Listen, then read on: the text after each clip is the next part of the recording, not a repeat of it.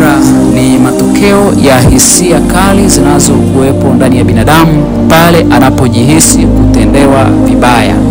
Wakati unapojisikia kutendewa vibaya, unapojisikia kuumizwa, mwili wako unaonyesha hali ya hasira, kuonyesha ya kwamba haukubaliani na tukio kama hilo.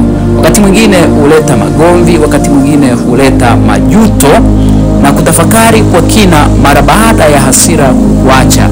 Wengine mara baada ya hasira kuacha hujisikia wapweke, wakiwa, kujutia na kuumia sana mara baada ya tukio kama hilo. Sasa ikiwa kama hasira ni jambo ambalo mtu halipendi, nini kinafanya hasira inatokea? Iko hivi, ubongo wakati wa mwanadamu ambao unahusika na hisia unapeleka taarifa kwenye mwili wako ya kwamba ulichotendewa sio sahihi, inakubidi uchukue hatua kali zaidi. Na hata hivyo ndio inatokea kwa wengine, wanalia, wengine huamua maamuzi ya kumpiga aliyemuumiza, mwingine huamua kuchukua kubwa zaidi.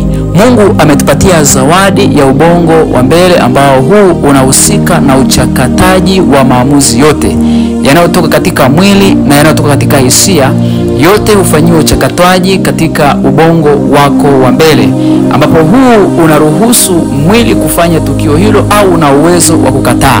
Kwa hiyo rafiki yangu, una uwezo wa kukataa, kuidhibiti hasira hiyo kwa kupitia ubongo wako wa kufikiri kwamba hili nikifanya ila matokeo mabaya, nikifanya hili litamuumiza mwenzangu, nikifanya hili nitapata faida gani?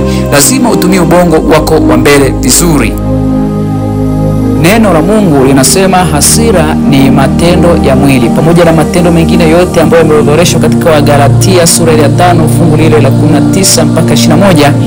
Miongoni mwao na hasira pia ipo kama matendo ya mwili. Hasa matendo ya mwili yanadhibitiwa na tunda la Roho. Mtume Paulo anasema ya kwamba basi endeni kwa Roho, hamtazitimiza tamaa za mwili.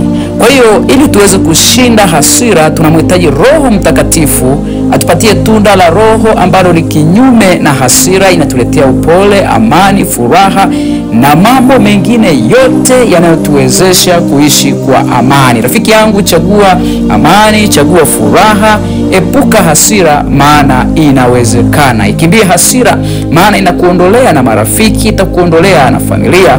Karibu sana hapa Hope Praise Ministry kila wakati.